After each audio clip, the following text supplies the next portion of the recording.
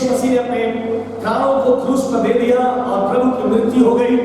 और कहा है उन लोगों ने प्रभु यीशु मसीह की उस मृतक शरीर को क्रूस पर से उतारा और इस तरीके से प्रभु यीशु मसीह को एक कब्र में रख दिया गया। हालेलुया।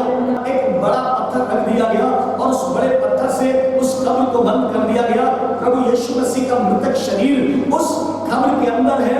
परमेश्वर का वचन बताता है कि बाहर सिपाही खड़े हुए हैं और लिखा है उस कब्र के ऊपर सरकारी मोहर लगा दी गई कि कोई भी जना इस कब्र को खोल नहीं सकता। उस पर छाप लगा दी गई, मोहर लगा दी गई और लिखा है वो कब्र बंद कर दी गई। प्रभु का वचन कहता है कि चेले सब घबराए हुए थे, डरे हुए थे।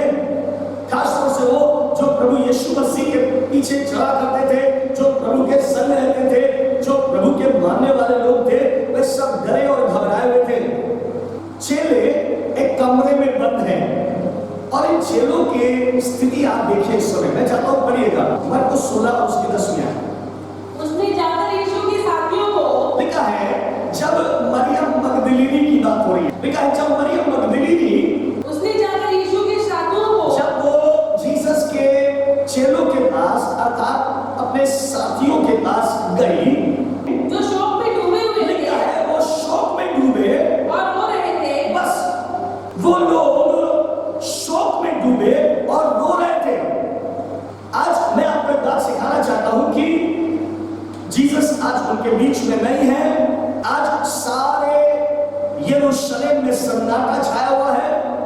आज 30वां दिन है, कोई हलचल नहीं, कोई चहल पहल नहीं, सारा नगर सन्नाटे में है और परमेश्वर का वचन बताता है यीशु के चेले शोक में डूबे और क्या कर रहे थे? रो रहे थे। मेरे प्रिय भाइयों बहनों, जब ऐसे ही सन्नाटा कई बार हमारे जीवन में आ जाता है, हम भी कितनी बार शोक में डूब जाते हैं और रो रहे होते हैं। कुछ लोग हैं, कुछ माएं हैं जो अपने बच्चों के लिए प्रार्थना कर रही हैं और प्रार्थना कर रही हैं, लेकिन आज कुछ होते नहीं देख रही तो वो भी शोक में डूबी है और रो रही है। कितनी माएं ऐसी हैं जो अपने बच्चों के भविष्य के लिए प्रार्थनाएं कर रही है और कर रही है और कर रही है और अभी तक प्रार्थना का उत्तर नहीं मिला और वो शोक में डूबी और रो रही है। उन्हें लग रहा है कि कुछ भी नहीं हो रहा है, कुछ भी नहीं हो रहा है, सब शांत है, कुछ परमेश्वर की ओर से उत्तर नहीं आ रहा है। कितने जवान हैं जो नौकरी ढूंढ रहे हैं, वो अपने रिज्यूम को लेकर जगह जगह जाते और नौकरी की तलाश करते। वो सोचते यहां मिलेगा काम या वहां मिलेगा, लेकिन जब उन्हें कोई उत्तर नहीं मिल रहा है तो वो शोक में डूबे और रो रहे हैं। कितने लोग हैं जो कि बिजनेस करते हैं, वो देख रहे हैं कि हम प्रार्थना नहीं करते, हम चर्च नहीं जाते और ऐसा नहीं करते और वैसा नहीं करते, लेकिन बिजनेस में कोई आशीष नहीं है। वो शोक में डूबे हैं और रो रहे हैं। मेरे प्रिय भाइयों बहनों, कितनी बार हमारे जीवन में ऐसे ही अवसर आता है जब हम शोक में डूब जाते और हम रो रहे होते हैं। ये चेले जो यीशु के साथ थे, ये आज शोक में डूबे और रो रहे हैं। जब मरियम मगदलीनी उनके घर पे पहुंची और जब उन्हें कुछ बात बताना चाहती थी तो लिखा है उसने यीशु के साथियों को देखा, वो शोक में डूबे हैं और वो रो रहे हैं। दो बात सिखाऊंगा, पहली चीज ध्यान से सुनिएगा कि जबकि आपको लग रहा है सब कुछ शांत है, जबकि आपको लग रहा है कि मैं चर्च में नहीं आ पा रहा हूं या आ पा रही हूं, जबकि आपको लग रहा है कि मैं प्रभु के दास से मिल नहीं पा रहा हूं या मिल नहीं पा रही हूं, जब मैं और आप शोक में डूबे होते और रो रहे होते हैं, एक बात ध्यान से सुनिएगा। क्या मैं और आप उस कब्र की ओर ध्यान दे रहे हैं जिसके ऊपर पत्थर रखा हुआ है? सारा यरूशलेम सन्नाटे से घिरा हुआ है। कब्र के ऊपर भारी पत्थर है, जंजीरें लगी हुई है, सरकार की छाप उसके ऊपर लगी है, बाहर सिपाही खड़े हुए हैं। आपको क्या लग रहा है? क्या सब शांत है? क्या आपको मालूम कब्र के अंदर कुछ हो रहा है? हालेलुया। ये चेले जो अपने घरों पर हैं, लिखा है वो शोक में डूबे और रो रहे हैं। मेरे प्रिय भाइयों बहनों, मैं सोचता हूं आप में से बहुत से लोग तड़प रहे हैं परमेश्वर के भवन में आने के लिए। ध्यान से सुनिएगा, परमेश्वर का वचन कह रहा है कब्र के बाहर पत्थर लगा है, आपको कब्र के बाहर का सब कुछ पता है, लेकिन कब्र में क्या हो रहा है यू नेवर नो, आपको कुछ नहीं पता। मैं विश्वास करता हूं उस कब्र के अंदर आसमान से परमेश्वर के दूत आए हुए हैं। हालेलुया। एक बड़े चमत्कार की तैयारी हो रही है। हालेलुया। आपको मालूम है जीसस के घाव थे शरीर पर, उस कब्र के अंदर मालूम है क्या हो रहा है, यहोवा अपने दूतों को भेज रहा है और उसके दूत जीसस के घाव को, उसके शरीर पे लगे हुए घाव को चंगा कर रहे हैं। हालेलुया। जीसस की आत्मा तो परमेश्वर का प्रचार करने गई है, लेकिन जीसस के शव के साथ, उसके मृतक शरीर के साथ एक बड़े चमत्कार की तैयारी हो रही है। कैन यू इमेजिन, क्या आप सोच सकते हैं यहोवा का दूत आया है आसमान से उस कब्र के अंदर और उस नाशवान देह को वो अविनाशी देह बनाने की तैयारी कर रहा है। हालेलुया। आप सोच रहे उस कब्र के अंदर सन्नाटा है? नहीं, उस कब्र के अंदर, उस अंधेरी कब्र के अंदर स्वर्गदूतों की ज्योति भरी हुई है। हालेलुया। सब कुछ शांत नहीं है जो आपको लग रहा है। आपको मालूम है एक बड़े चमत्कार की तैयारी हो रही है। जबकि आप अपने घरों में हैं, आप किसी को नहीं देख पा रहे, आप किसी से मिल नहीं पा रहे, लेकिन मैं आपको बता रहा हूं मेरे प्रिय भाइयों बहनों, सब कुछ शांत नहीं है जैसा दिखाई दे रहा है। परमेश्वर आप लोगों को आपके घरों में वो आग से भर रहा है, वो एक बड़े चमत्कार की तैयारी कर रहा है। जब मेरा परिवार फिर से मिलेगा, क्योंकि मैं शोक में नहीं डूबा हूं और मैं निराश भी नहीं हूं, इसलिए मेरे प्रिय भाइयों बहनों, मैंने आपको बहुत दिनों से नहीं देखा, मैं जानता हूं, मैंने आपसे बहुत दिनों से बातचीत नहीं करी, मैं जानता हूं, हमने एक दूसरे के साथ हाथ नहीं मिलाया, मैं सब जानता हूं, लेकिन मैं सबसे बड़ी बात यह जानता हूं, वो जब सब शांत है, वो तो परमेश्वर के दूत कब्र में कुछ अद्भुत कर रहे हैं। एक भयानक काम की तैयारी हो रही है। क्या आपने कभी सुना है तूफान आने से पहले क्या होता है? एक बड़ा सन्नाटा छा जाता है। ये तूफान से पहले की सन्नाटा है जो मैं महसूस कर रहा हूं। हालेलुया। एक तूफान के आने से पहले की शांति है ये। हालेलुया। आपको मालूम है परमेश्वर कलीसिया को तैयार कर रहा है। आमेन। Hallelujah. He is preparing this church. वो इस समय अपनी कलीसिया को अपने फलों से और वरदानों से भर रहा है। ये वो सन्नाटा है जिसके खत्म होते ही एक भयानक तूफान आने जा रहा है। इस भयानक शांति के बाद एक ऐसा तूफान आने जा रहा है और अति शीघ्र आ रहा है जिसमें अंधे देखेंगे, गूंगे बोलेंगे, लंगड़े चलेंगे, बैसाखियां छूट जाएगी, व्हीलचेयर से लोग खड़े हो जाएंगे, मुर्दे जीवित उठेंगे और सब अद्भुत होगा। और ये तूफान से आने के पहले के सन्नाटा है। जब प्रभु यीशु मसीह मृतकों में से जी उठे और 40 दिन तक अपने चेलों को दिखाई देते रहे, जब जीसस बादलों पर उठाए जा रहे थे, वो 40वां दिन था जब प्रभु मृतकों में से जी उठे थे। जब जीसस उठाए जा रहे थे तो मालूम है जीसस ने अपने चेलों से क्या कहा? जो जीसस के साथ खड़े थे, जीसस ने उनसे कहा वापस यरूशलेम में जाओ और नगर से बाहर नहीं निकलना। आपको मालूम है ये 120 लोग, कितने लोग थे? 120 लोग। This was a bunch of 120 people. और कौन था इसमें? इस 120 लोगों में कुछ ऐसी स्त्रियां थी जो पहले व्यभिचार में पकड़ी गई थी, जिन्होंने अपने बुरे मार्गों को छोड़ दिया था। इस झुंड में कुछ अनपढ़ मछुआरे थे, कुछ ऐसे लोग थे जो चुंगी लिया करते थे, जिनसे कोई बात करना पसंद नहीं करता था। This was the bunch of 120 people. ये 120 लोगों का झुंड था। परमेश्वर के पुत्र यीशु ने कहा जब तक उस सामर्थ को स्वर्ग से ना पालेगा, इस कमरे से बाहर नहीं निकलना। आपको मालूम है ये 120 विश्वासी कमरे में कैद है, ये बाहर नहीं निकल रहे हैं। रोमी लोगों को लग रहा होगा, यहूदियों को लग रहा होगा ये सब डर के मारे छिपे बैठे हैं, ये बाहर नहीं निकलेंगे क्योंकि इनको मौत का डर है। लेकिन मेरे प्रिय भाइयों बहनों, ये वो छोटा झुंड है जिसको परमेश्वर एक बड़े काम के लिए तैयार कर रहा है। Hallelujah. लोगों को लग रहा था, रोमी शासक को लग रहा था, यहूदियों को लग रहा था कि अब यीशु का नाम खत्म हो जाएगा। मैं भविष्यवाणी करके कहता हूं मेरे परिवार से, हमारे भारत में कुछ अद्भुत होने जा रहा है। Amen. I receive, Lord. ये तूफान आने से पहले की शांति है। ये भयानक तूफान आने से पहले की शांति है। आप क्या सोच रहे हैं? कलीसिया घर में बैठकर क्या कर रही है? परमेश्वर अपनी कलीसिया को तैयार कर रहा है।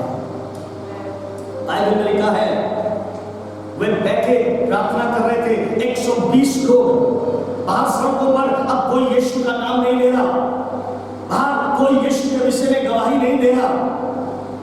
अब जहां पर शास्त्री और फरीसी और महायाजक निकलते हैं, उन्हें बड़ा चैन महसूस होता है। वो सोचते हैं अब यीशु का नाम खत्म।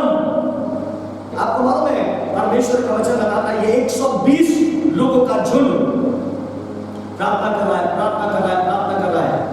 और लिखा है, जब 10वां दिन हुआ, यानी प्रभु यीशु मसीह के जी उठने के 40 दिन तक जीसस दिखाई दिए, मिले, और जीसस ने जिस समय उन्हें आज्ञा दी और वो स्वर्ग में उठाया गया, उसी समय ये सारी स्त्रियां, ये जीसस के चेले 120 लोग उस कमरे में यरूशलेम में जाकर बंद हो गए और प्रार्थना कर रहे हैं। और कहा, 1 दिन हो गया वे प्रार्थना करते रहे, 2 दिन हो गए वे प्रार्थना करते रहे, 3 दिन, 4 दिन, 5 दिन, 6 दिन, 7, 8, 9, 10वां दिन जब आया, परमेश्वर का वचन बताता है, आग की फटती हुई चीलों के ऊपर आकर ठहर गई। Hallelujah. वे सब अन्य भाषा बोलने लगे, वे सामर्थ से भर गए, वे सब सामर्थ से भर गए। मैं विश्वास करता हूं परमेश्वर के लोगों, मैं अपनी कलीसिया से कह रहा हूं, परमेश्वर इस समय जबकि बाहर सब कुछ शांत दिखाई दे रहा है, परमेश्वर मेरी कलीसिया के लोगों को अपनी फौज बना रहा है। Amen. Hallelujah. परमेश्वर की सेना तैयार हो रही है। Hallelujah. He is preparing army of God. Hallelujah. वो परमेश्वर की फौज तैयार कर रहा है। प्रभु का वचन कहता है, और जब 10वां दिन हो गया, वे अन्य भाषा से भर गए। लिखा है, उनके ऊपर आग आ गई, वे सब सामर्थ्य प्राप्त कर चुके। इस 11वें दिन में आपको मालूम है क्या हुआ? इन 120 में से एक जने की बात कर रहा हूं मैं। बाइबल में लिखा है, वो 11वें दिन कमरे से बाहर निकला, जैसा कि जीसस ने कहा था। वो यरूशलेम के उस कमरे से बाहर निकला और लिखा है, वो प्रचार करने लगा। हालेलुया। Hallelujah. और जब उसने प्रचार किया तो आपको मालूम है कल का दिन क्या था? सारे यरूशलेम शांत। और आज का दिन क्या है? बाइबल में लिखा है, जब पतरस खड़ा होकर प्रचार करने लगा, लिखा है उसके एक प्रचार में 3000 लोगों ने यीशु को ग्रहण कर लिया। यरूशलेम में एक अद्भुत काम हो गया। Hallelujah. 3000 लोग जीत लिए गए। Hallelujah. तूफान के आने से पहले की शांति है। कोई मेरे साथ बोले आमेन। Amen. हमारे भारत में कुछ अद्भुत होने जा रहा है। Amen. Can you sense what God is doing? आज पतरस के एक प्रचार में 3000 लोग यीशु के पीछे हो लिए। Hallelujah. ये तूफान फैलता चला गया, और उस तूफान का जो उस दिन आया था, उसका हिस्सा मैं और आप हैं, जो आज फोन से एक दूसरे से जुड़े हुए हैं, जो यीशु की महिमा कर रहे हैं। कोई जोर से बोलेंगे हालेलुया। Hallelujah. क्या आप चाहते हैं ये तूफान फिर से आ जाए? तो इस लॉकडाउन को बर्बाद मत करिए। जो शोक में डूबे और रो रहे हैं, वे इस बात को जान ले, कुछ बहुत बड़े होने की तैयारी हो रही है। Hallelujah. Amen. हालेलुया। Hallelujah. कुछ बहुत बड़े होने की तैयारी हो रही है। Amen. This is the resurrection day. आज पुनरुत्थान का दिन है। Hallelujah. भारत में यीशु का नाम ऊंचा होने जा रहा है। Amen. Jesus. मैं विश्वास करता हूं वो कब्र में अंधेरा नहीं था। इन 3 दिन तक उस कब्र में अंधकार नहीं था। उस यरूशलेम के कमरे में शांति नहीं थी। God was filling his people with his power. Hallelujah. परमेश्वर अपने लोगों को 10 दिन में आग बना रहा था। Hallelujah. इसीलिए जीसस ने ये लॉकडाउन का समय दे दिया। जीसस ने कहा 2000 साल पहले जो हुआ वो मैं फिर देखना चाहता हूँ। मैं मेरे लोगों को समय देना चाहता हूँ। उस कमरे में आ जाइए जहाँ 120 लोग इकट्ठा थे। Hallelujah. प्रभु यीशु मसीह आपको उस 120 लोगों के कमरे में आने का निमंत्रण दे रहे हैं। मुझे नहीं पता कितने लोग इस निमंत्रण को स्वीकार करेंगे। The fire of God is upon you. Amen. परमेश्वर की आग आपके ऊपर उड़ेली जा रही है। Receive, Lord. मुझे कुछ नहीं पता, सिर्फ एक बात जानता हूँ। जीसस अपने पिता से कह रहा है, बाप कुछ और समय दे दे, आखिरी बार मुझे मेरी फौज तैयार करने दे, Jesus. आखिरी बार मुझे मेरी सेना तैयार करने दे। मैं मेरी फौज में कुछ पतरस जैसे लोगों को देखना चाहता हूँ जिसकी परछाई पड़ते ही बीमार शक्य होने लगे। Hallelujah. लिखा है वो शोक में डूबे और रो रहे थे। मरियम मगदलीनी आई और उसने कहा मेरे पास तुम्हारे लिए एक समाचार है, Hallelujah. और वो ये कि जीसस इज अलाइव। यीशु जी उठा है। Hallelujah. He is alive. Hallelujah. जो आप अपने बच्चों के लिए रो रहे हैं, जो आप अपनी नौकरियों के लिए परेशान हैं, जो आप अपने बिजनेस के ना बढ़ने के कारण दुखी हैं, जो आप मुसीबत और परेशानी में है, मेरे पास आपके लिए एक सुसमाचार है। Jesus is alive. Hallelujah. यीशु जीवित है Hallelujah. और वो आज भी चमत्कार कर रहा है। Yes, Lord. वो आज भी हम लोगों को आके दे रहा है। वो Hallelujah. आज भी बिजनेस को आशीष दे रहा है। Hallelujah. वो आज भी मुर्दों को जिंदा कर रहा है। Hallelujah. मैं विश्वास करता हूं कि इन 14 में से कई स्त्रियां पहले ही कब्र से चली गई। एक थी जो रह गई, उसका नाम था मरियम मगदलीनी। लिखा है जब कब्र के अंदर देखा तो देखा वहां पर स्वर्गदूत थे, और एक स्वर्गदूत ने मालूम उससे क्या कहा। उसने कहा कि जिस यीशु को तुम ढूंढती हो वो यहाँ नहीं है, वो जी उठा है। हालेलुया। Hallelujah. मत्ती 28 और उसकी 8वीं आयत में पढ़िएगा। With that वो डर और बड़े आनंद और बड़े आनंद, डर भी था और बड़ा आनंद भी था। आप सोच कर देखिए कि हम इजराइलियों के झुंड में हैं और मूसा ने अपना हाथ उठाया और एक समुद्र 2 भाग हो गया। एक तरफ पानी की दीवार सीधे हाथ पर है और एक तरफ पानी की दीवार, ऊंची दीवार बाएं हाथ पे है, और मैं और आप उस भीड़ में हैं। और मूसा ने कहा चलो आगे। ध्यान से सुनिएगा, पानी कहीं से अगर वापस आ गया तो क्या होगा? सोच के देखिएगा, कहीं से पानी लीक हो गया जो भी दीवार बनकर खड़ा है, क्या होगा? लेकिन आनंद यह है कि हम 430 साल बाद मिस्र की गुलामी से आजाद हो रहे हैं। Hallelujah. 430 साल बाद हम उस देश में जा रहे हैं जिसकी प्रतिज्ञा हमारे परमेश्वर ने हमारे बाप दादों से करी थी। वो आनंद से भरे हुए थे, लेकिन काम ऐसा देख रहे हैं जो बड़ा डरावना है। Can you see Daniel? क्या आप डैनियल को शेरों की मार में देख सकते हैं? भय था, शेर है, लेकिन खुशी थी कि स्वर्गदूतों ने उनके मुंह को बंद कर रखा है। Hallelujah.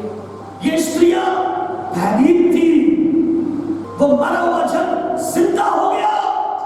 एक वही जना जिसको वो कब्र तक पहुंचा कर गई थी, आज मरियम पीछे मुड़कर देखती है तो वो खड़ा हुआ है।